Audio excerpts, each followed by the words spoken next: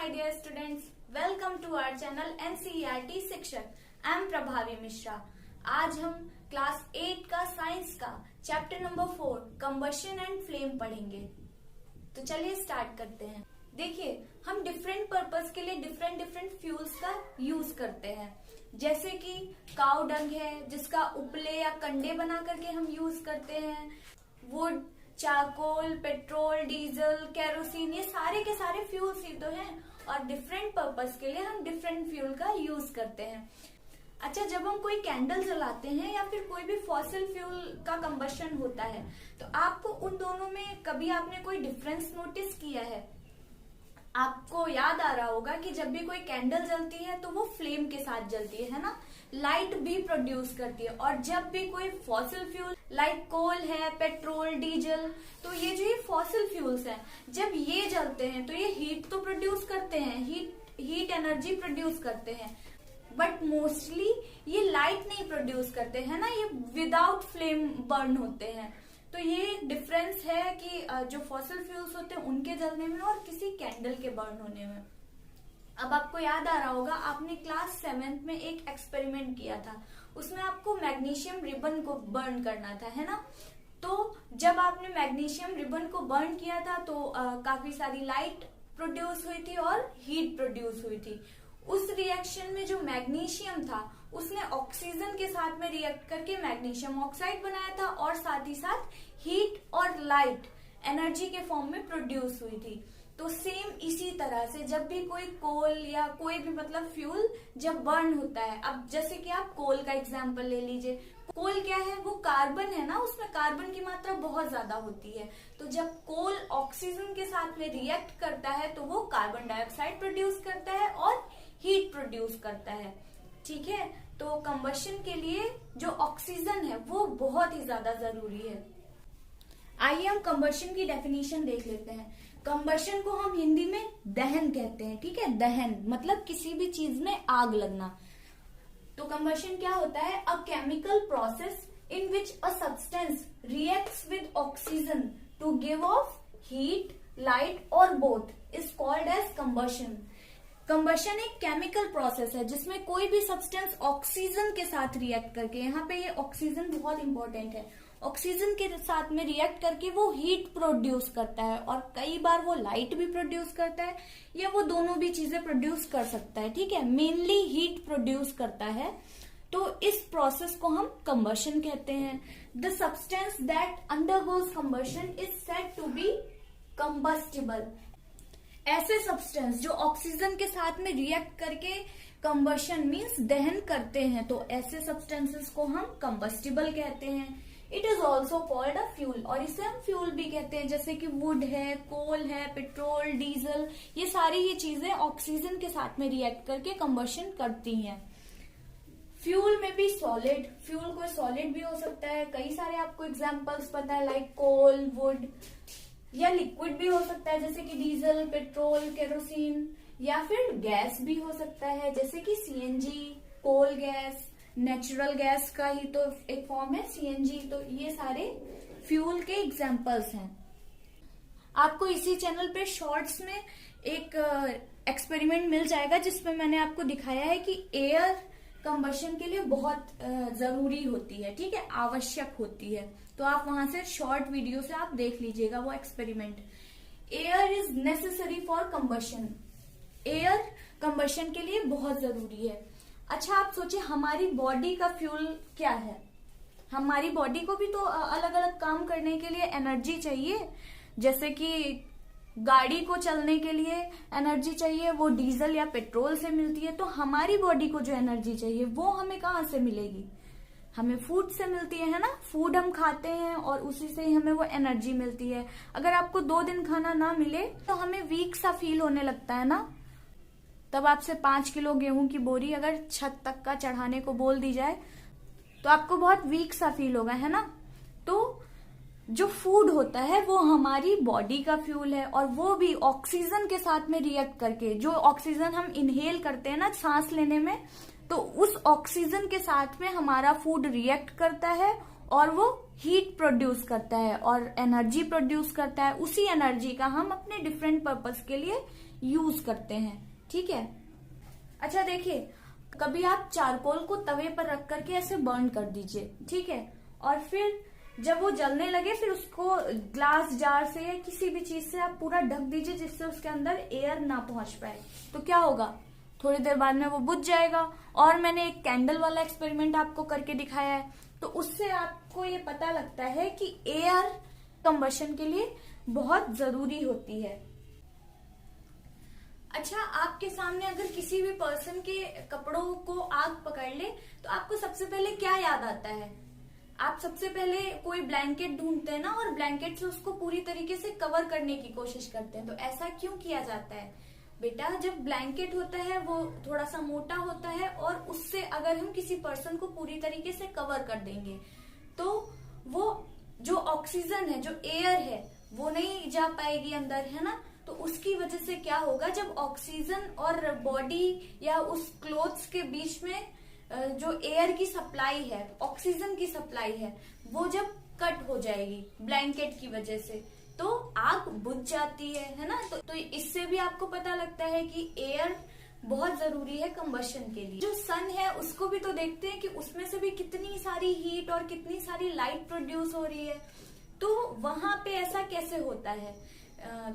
वहां पे जो न्यूक्लियर रिएक्शंस होते हैं उनकी वजह से सन में ये हीट और लाइट प्रोड्यूस होती है। तो न्यूक्लियर रिएक्शन के बारे में आप हायर क्लास में पढ़ेंगे।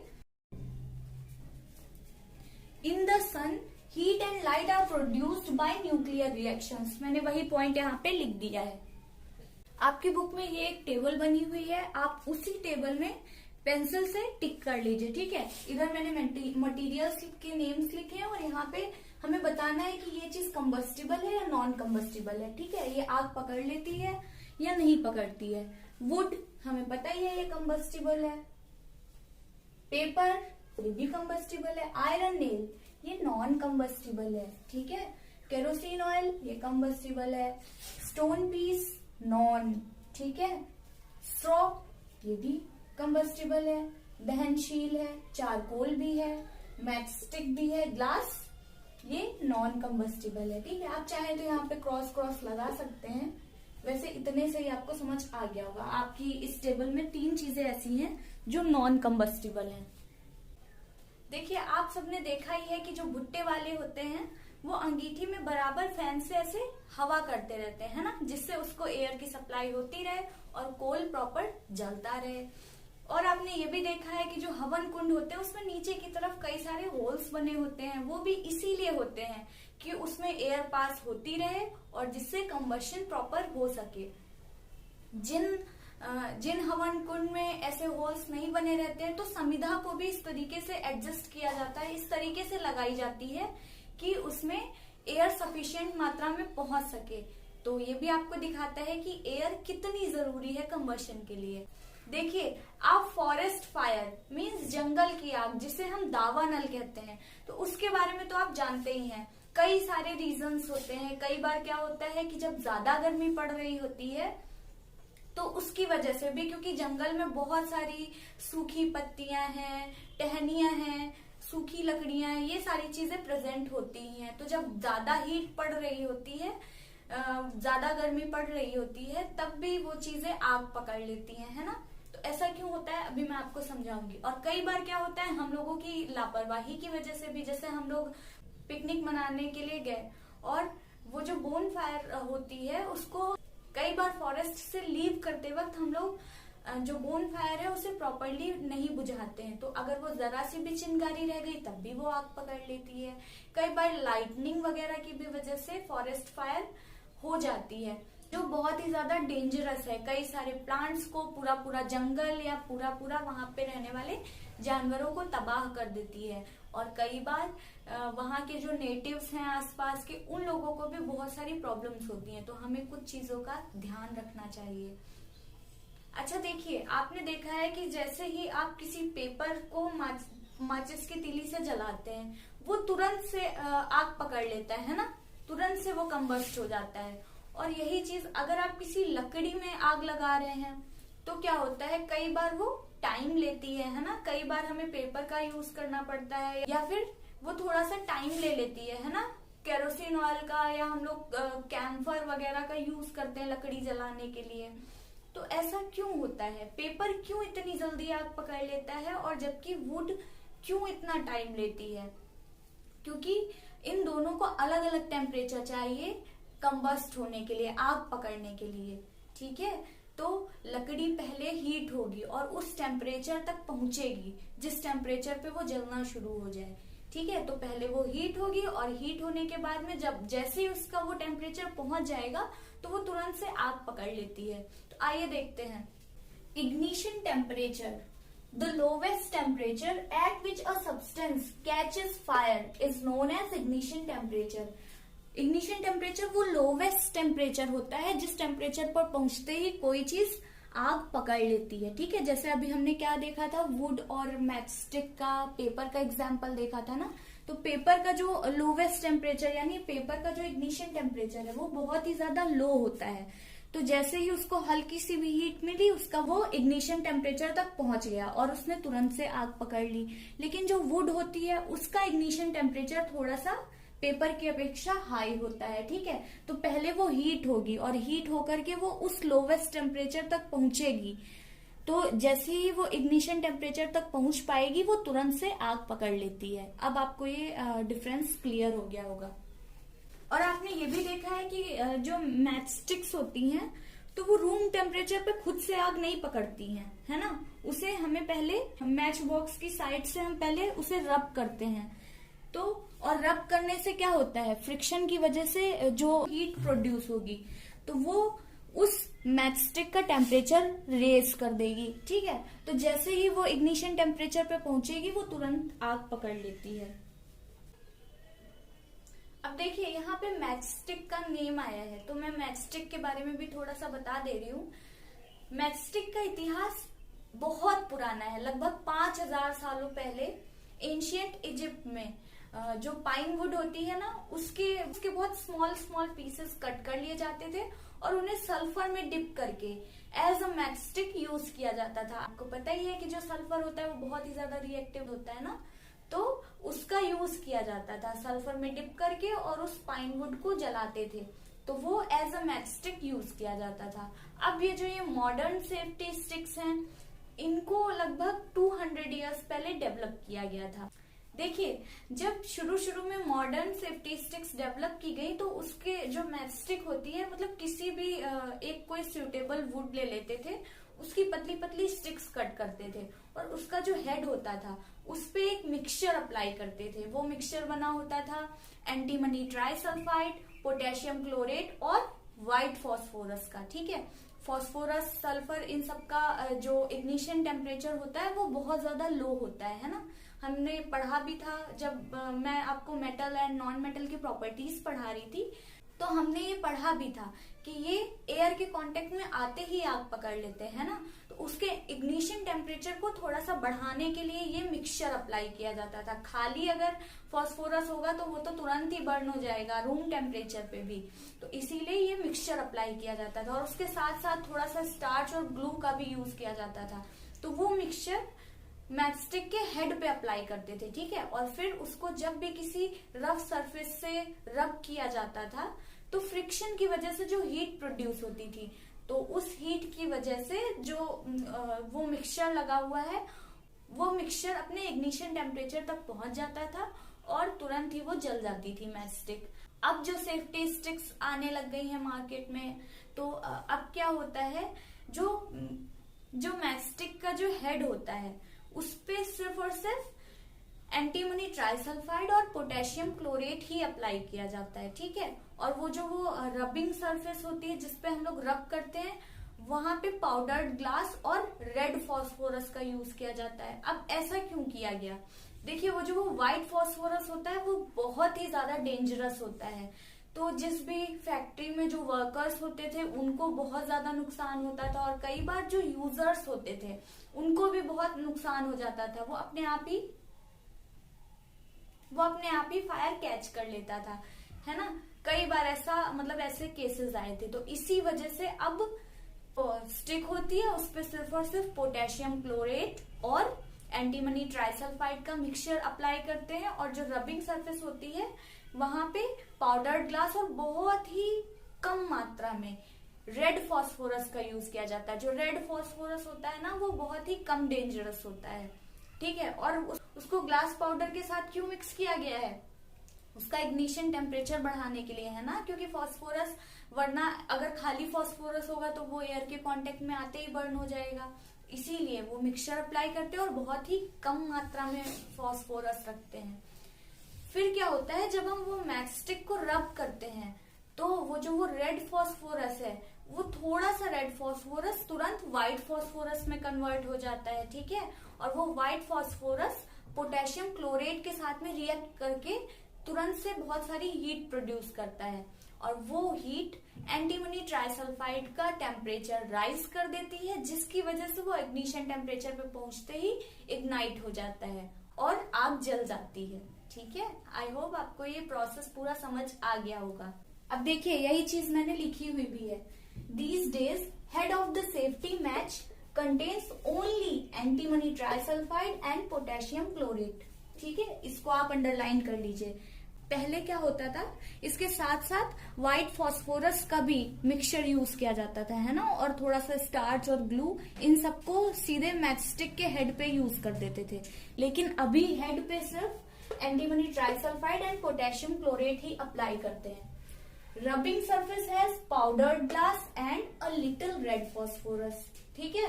When the match is struck against the rubbing surface, जब हम रब करते हैं, some red phosphorus gets converted into white phosphorus. और वो व्हाइट फॉस्फोरस क्या होता है, वो व्हाइट फॉस्फोरस तुरंत से पोटेशियम क्लोरेट के साथ में रिएक्ट करेगा और हीट प्रोड्यूस करेगा। उस हीट की वजह से एंटीमनी ट्राइसल्फाइड का टेम्परेचर राइज हो जाएगा और वो अपने इग्निशन टेम्परेचर तक पहुंच जाएगी, और इग्निशन टेम्परेचर पे पहुंचते ही वो तुरंत से जलने लगती है ना। इग्निशन टेम्परेचर से नीचे के टेम्परेचर पे कोई कंबस्टिबल सब्सटेंस भी फायर कैच नहीं करता है, ठीक है। तो इग्निशन टेम्परेचर तक, चाहे वो कोई फ्यूल हो या कोई भी कितना भी कंबस्टिबल सब्सटेंस हो, उसे उसके इग्निशन टेम्परेचर तक पहुंचना जरूरी है। हाँ, ये चीज होती है कि किसी किसी चीजों का, जैसे हमने फास्फोरस का पढ़ा, सल्फर का पढ़ा, तो इनका इग्निशन टेम्परेचर बहुत ही ज्यादा लो होता है।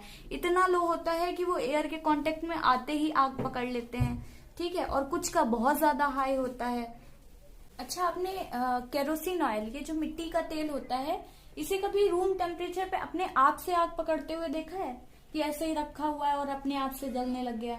ऐसा नहीं होता है ना। और आग लगाते ही वो बहुत जल्दी तुरंत से जल जाता है। और जबकि जो वुड होती है, उसको अभी हमने पढ़ा ही था कि उसको जलने में टाइम लगता है। वो पहले हीट होगी, गर्म होगी, तब जाकर के वो, जब उसका इग्निशन टेम्परेचर वहां तक पहुंचेगा तब वो जलेगी। तो इससे हमें क्या समझ आता है, जो केरोसिन ऑयल होता है वो तुरंत जल जाता है, वुड थोड़ा टाइम लेती है। मीन्स केरोसिन ऑयल जो है उसका इग्निशन टेम्परेचर वुड के इग्निशन टेम्परेचर से कम है ना, तभी तो वो तुरंत से आग पकड़ रहा है। और देखिए, जो कुकिंग ऑयल होता है, कभी कभी क्या होता है कि वो खुद से तो नहीं जलेगा, लेकिन छौंका लगाते वक्त कई बार जब वो ज्यादा देर तक आग के डायरेक्ट कांटेक्ट में रहता है तो वो आग पकड़ लेता है। इसी चैनल पे मैंने शॉर्ट्स में आपको एक एक्सपेरिमेंट करके दिखाया था। मैंने 2 पेपर कप्स लिए थे, जो बर्थडे कैप वाली कोन्स होती है ना, या फिर जैसे मुंबई में जिसमें सींग दाना देते हैं, तो वो वाले, वैसे मैंने कोन्स बनाए थे 2 पेपर के। एक कोन में मैंने वाटर फिल किया था और एक कोन ऐसा ही था। उन दोनों कप्स को जब हम सेम टाइम पे फ्लेम में रख रहे थे, कैंडल की फ्लेम में ले जा रहे थे, तो जो खाली वाला पेपर कप था उसने तुरंत आग पकड़ ली थी। और जो जिसमें मैंने वाटर फिल करके रखा हुआ था, आपको ये एक्सपेरिमेंट मिल जाएगा शॉर्ट वीडियो में, आप देख लीजिएगा। तो जिसमें वाटर फिल था उसने आग नहीं पकड़ी थी, जबकि उसके अंदर का जो पानी था वो गर्म हो गया था। तो ऐसा इसलिए होता है क्योंकि जब हमने उसमें वाटर ऐड किया तो वाटर ने पेपर के इग्निशन टेम्परेचर को बढ़ा दिया है, ठीक है। तो अब उसका इग्निशन टेम्परेचर हाई हो गया है, तो इसीलिए वो आग नहीं पकड़ रहा था। और अगर वो पेपर नहीं गलता है तो इस तरीके से हम पानी को बॉयल भी कर सकते हैं। जो हीट आ रही थी, पेपर ने हीट को कंडक्शन के थ्रू उस वाटर में ट्रांसफर कर दिया था, ठीक है। तो इस वजह से जो वाटर था उसका तो टेम्परेचर बढ़ रहा था, लेकिन पेपर नहीं जल रहा था। आइए अब हम समझते हैं कि इन्फ्लेमेबल सब्सटेंसेस क्या होते हैं। इन्हें हम हिंदी में ज्वलनशील पदार्थ कहते हैं। ज्वलनशील, आपको नाम से ही लग रहा होगा ना कि जो जलने के लिए एकदम तत्पर रहते हैं। तो देखिए, the substances which have very low ignition temperature, इनका इग्निशन टेम्परेचर बहुत ही ज्यादा लो होता है, and can easily catch fire with a flame are known as inflammable substances. इतना ज्यादा इनका इग्निशन टेम्परेचर लो होता है कि जैसे ही ये फ्लेम के कांटेक्ट, मतलब जैसे ही हम हल्की सी भी आग लगाते हैं तो ये तुरंत से आग पकड़ लेते हैं। तो ऐसे सब्सटेंसेस को ही हम इनफ्लेमेबल सब्सटेंस कहते हैं। तो आपको ये चीज याद रखनी है, इनका इग्निशन टेम्परेचर कैसा होता है, बहुत ही ज्यादा लो होता है, ठीक है। और इनके एग्जाम्पल्स हैं petrol, alcohol, liquefied petroleum gas, जिसे हम एलपीजी भी कहते हैं। तो ये सारी चीजें, जैसे ही आप देख लीजिए जो गैस सिलेंडर होता है, तो आप जैसे ही गैस में मैच स्टिक के थ्रू आग लगाते हैं तो वो तुरंत से आग पकड़ लेती है ना। ये सब इनफ्लेमेबल सब्सटेंस हैं। 3 essential requirements for producing fire.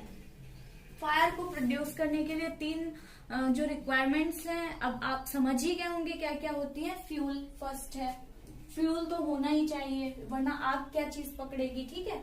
Second is air to supply oxygen, air से जो ऑक्सीजन मिलती है वो बहुत जरूरी है, ठीक है। थर्ड इज हीट, हीट किस लिए, to raise the temperature of the fuel beyond the ignition temperature, है ना। हमने पढ़ा था ना कि कोई भी चीज चाहे वो कितना भी कंबस्टिबल सब्सटेंस हो, उससे जब तक वो अपने इग्निशन टेम्परेचर पे नहीं पहुंचेगा तब तक उसमें आग नहीं लग सकती है, ठीक है। अब जैसे ये इन्फ्लेमेबल सब्सटेंस हैं, ये ज्वलनशील हैं, लेकिन इनको भी अपने इग्निशन टेम्परेचर पे पहुंचना पड़ता है। वो बात अलग है कि इन्फ्लेमेबल सब्सटेंस का इतना ज्यादा लो होता है कि जरा सी भी फ्लेम पाकर, चिंगारी भी पाकर वो तुरंत से आग पकड़ लेते हैं। तो ये 3 एसेंशियल रिक्वायरमेंट्स हैं। देखिए, कंबशन के लिए क्या क्या चीजें जरूरी होती हैं, वो 3 रिक्वायरमेंट्स हम लोगों ने पढ़ी। तो इसका मतलब ये है कि उन तीनों में से अगर किसी भी एक चीज को हम हटा दें तो जो फायर लगी होती है उसे हम कंट्रोल कर सकते हैं ना। लेकिन पता है, ज्यादातर केसेस में फ्यूल को हटाना आसान नहीं होता है। अब मान लीजिए किसी बिल्डिंग में आग लगी हुई है, तो इस केस में जो फ्यूल है वो पूरी की पूरी बिल्डिंग ही है, तो बिल्डिंग को तो हटाना आसान नहीं रहेगा। लेकिन जो अदर 2 थिंग्स हैं, जैसे उसका जो इग्निशन टेम्परेचर है उससे उसका टेम्परेचर कम करके, है ना, और मतलब उसे कूल डाउन करके, और दूसरा उसको हीट की सप्लाई कट कर दी जाए अगर, तो फिर आग को हम कंट्रोल कर सकते हैं।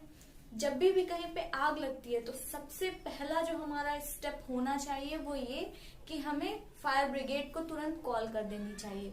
फायर सर्विस का नंबर तो आप सब जानते ही है ना, 101 101। तो आइए देखते हैं हम अदर मेथड्स क्या क्या हैं। Fire extinguisher, fire extinguisher means ऐसी चीजें जो फायर को एक्सटिंग्विश कर दें, यानी आग को बुझा दें, ठीक है। तो फायर एक्सटिंग्विशर का काम क्या होता है, the job of a fire extinguisher is to cut off the supply of air. ये या तो एयर की सप्लाई को कट कर देता है, और to bring down the temperature of the fuel, या फिर बोथ। या तो ये फ्यूल का टेम्परेचर जो है उसे डाउन कर देगा, जिससे वो इग्निशन टेम्परेचर पे नहीं पहुंच पाएगा और आग बुझ जाएगी, और या तो फिर ये दोनों ही काम करता है, ठीक है। तो पहला फायर एक्सटिंग्विशर देख लेते हैं, वाटर। ये मोस्ट कॉमन फायर एक्सटिंग्विशर है, ठीक है। Works only when things like wood, paper are on fire. देखिए, ये वाटर सिर्फ तभी काम करता है जब वुड या पेपर या इन सारी चीजों में आग लगी हुई हो, ठीक है। ऐसे ही केसेस में वाटर की हेल्प से फायर को एक्सटिंग्विश कर सकते हैं। बट अभी जैसे कोई इलेक्ट्रिसिटी वाली फायर है, तो हमें पता है कि वाटर मैनी टाइम्स इलेक्ट्रिसिटी का गुड कंडक्टर हो जाता है ना, वो इलेक्ट्रिसिटी को कंडक्ट कर देता है। तो क्या होगा, ऐसे केसेस में तो वाटर से हमें करंट भी लग सकता है और साथ ही साथ आग और ज्यादा फैलेगी, है ना। तो जो इलेक्ट्रिसिटी से लगी हुई फायर्स होती हैं तो उन्हें कंट्रोल करने के लिए वाटर का यूज नहीं करते हैं। और तो पेट्रोल से, डीजल से या जो ऑयल से, जो भी ऑयल से फायर लगी होती है उसे भी हम वाटर से कंट्रोल नहीं कर सकते हैं। क्यों? क्योंकि हमें पता है कि जो वाटर होता है वो ऑयल से हैवी होता है, तो ये क्या हो जाएगा, ये तो वाटर तो नीचे बैठ जाएगा, ऑयल इसके ऊपर फ्लोट करेगा। ठीक है, तो ऑयल जब ऊपर फ्लोट कर रहा है तो उसको एयर तो मिल ही रही है ना, उसको एयर प्रॉपर मिलेगी तो वो ऊपर वाटर के ऊपर वो आराम से जलता रहेगा। ठीक है, तो ऑयल से या इलेक्ट्रिसिटी से लगी हुई आग को कंट्रोल करने के लिए हम वाटर का यूज नहीं करते हैं। ऐसी आग को कंट्रोल करने के लिए मैं अभी बताऊंगी हम क्या करते हैं। ठीक है, पहले हम ये समझ लेते हैं कि वाटर कैसे आग को कंट्रोल करता है। Water cools down the combustible material so that its temperature is brought below its ignition temperature. This prevents the fire from spreading. सबसे पहला काम तो वाटर क्या करता है, ये कंबस्टिबल मटेरियल का जो टेम्परेचर है उसे जो है कम कर देता है, तो वो इग्निशन टेम्परेचर पर नहीं पहुंच पाता और इसकी वजह से आग कंट्रोल हो जाती है, वो और ज्यादा फैलेगी नहीं। दूसरा काम ये है कि water vapours also surround the combustible material helping in cutting off the supply of air. जो वाटर वेपर्स होती हैं, जैसे ये मान लीजिए कोई कंबस्टिबल मटेरियल है, आप इसको वुड मान लीजिए। ठीक है, इसको चारों तरफ से जो वाटर वेपर्स है वो सराउंड कर लेंगी, चारों तरफ से इसको कवर कर लेंगी वाटर वेपर्स। जैसे हमने ब्लैंकेट वाला एग्जाम्पल देखा था ना कि ब्लैंकेट क्या करता है, ब्लैंकेट से जब हम किसी को कवर कर देते हैं तो एयर नहीं पहुंच पाती है, और एयर नहीं पहुंचेगी तो ऑक्सीजन की एब्सेंस में आग बुझ जाती है। सेम वही काम हो रहा है, ये वाटर वेपर्स ने चारों तरफ से इसे कवर कर लिया है, जो भी कंबस्टिबल मटेरियल, तो यहाँ पे भी एयर की सप्लाई कट हो जाएगी और आग कंट्रोल हो जाएगी। ठीक है, नेक्स्ट फायर एक्सटिंग्विशर है कार्बन डाइऑक्साइड। ठीक है, इसे CO2 भी कहते हैं। For fires involving electrical equipment and inflammable materials like petrol, carbon dioxide is best extinguisher.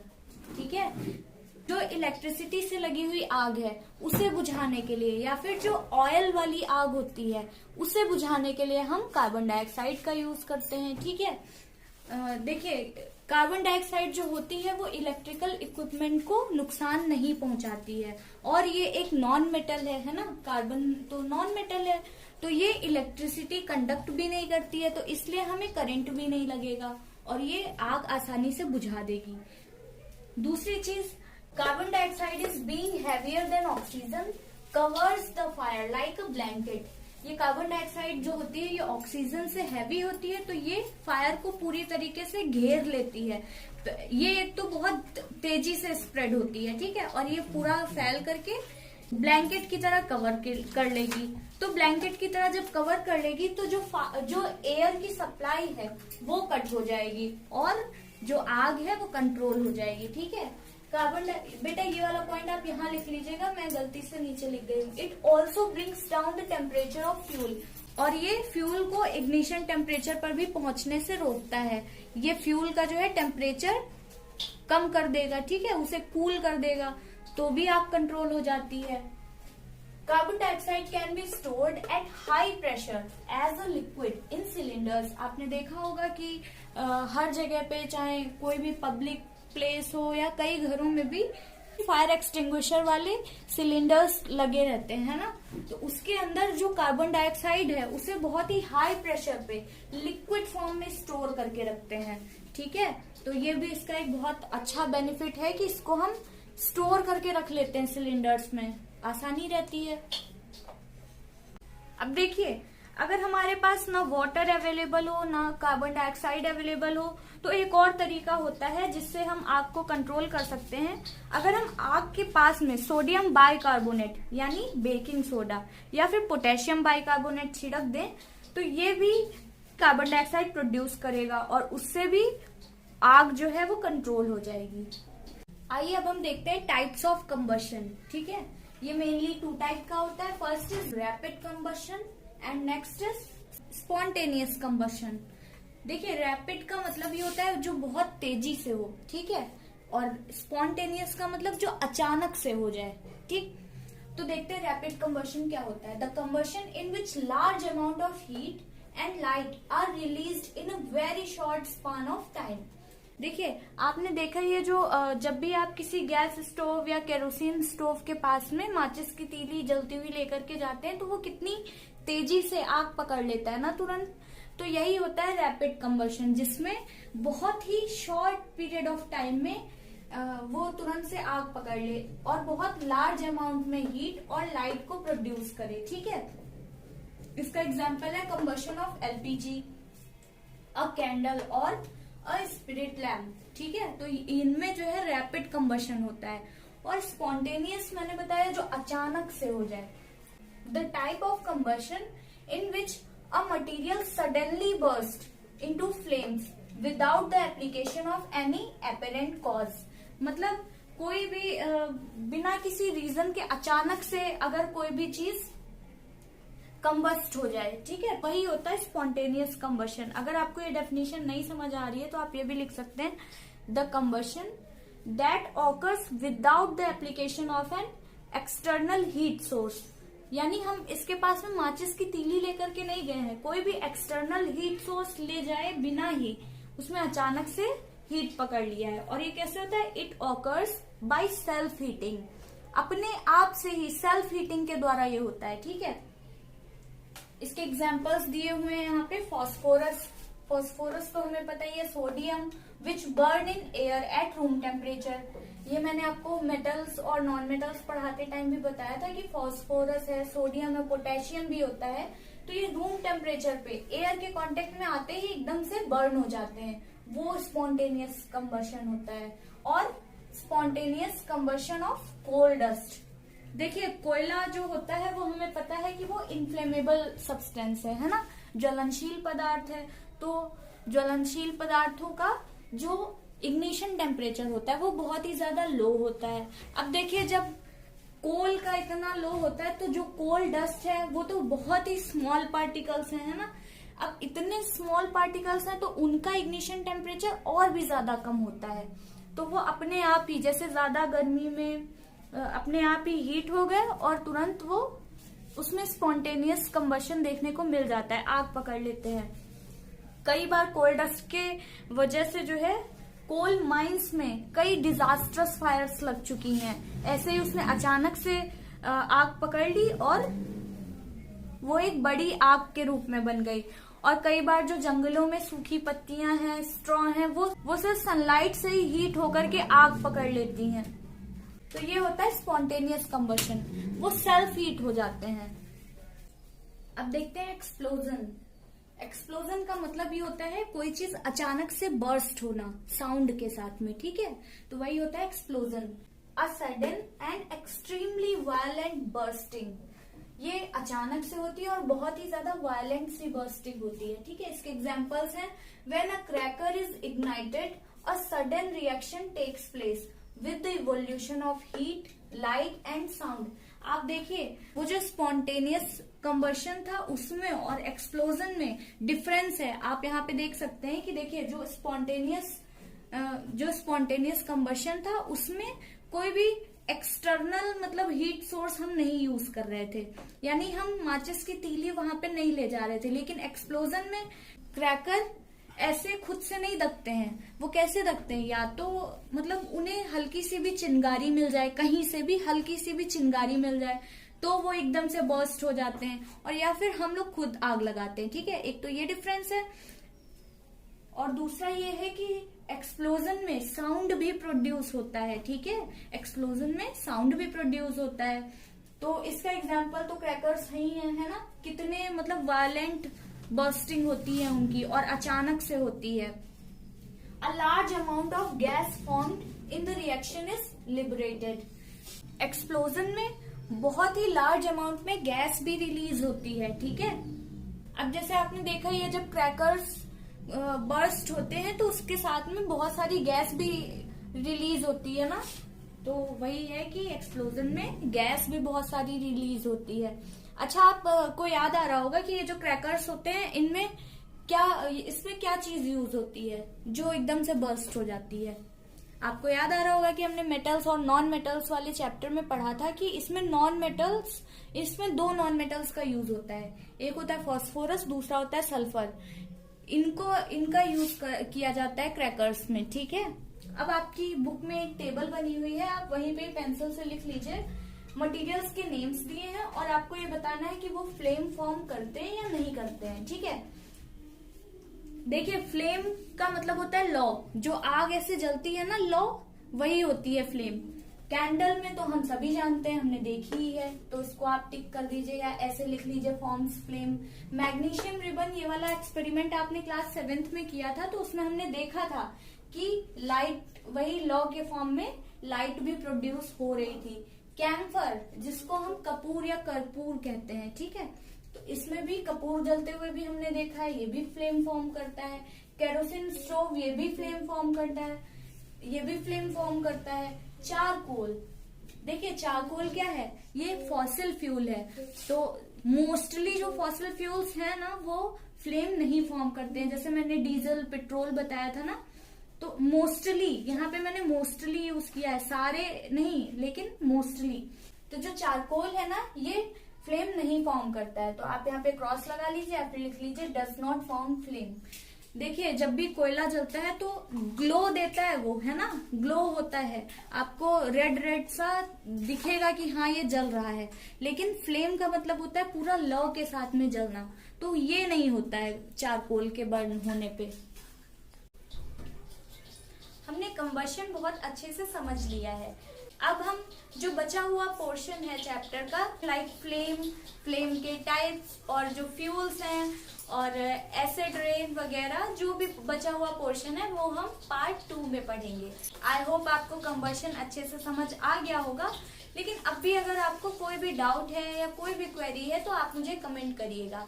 और अगर आपको ये वीडियो पसंद आई हो तो प्लीज वीडियो को लाइक कीजिए, चैनल को सब्सक्राइब कीजिए एंड अपने फ्रेंड्स में शेयर कीजिए। Thank you.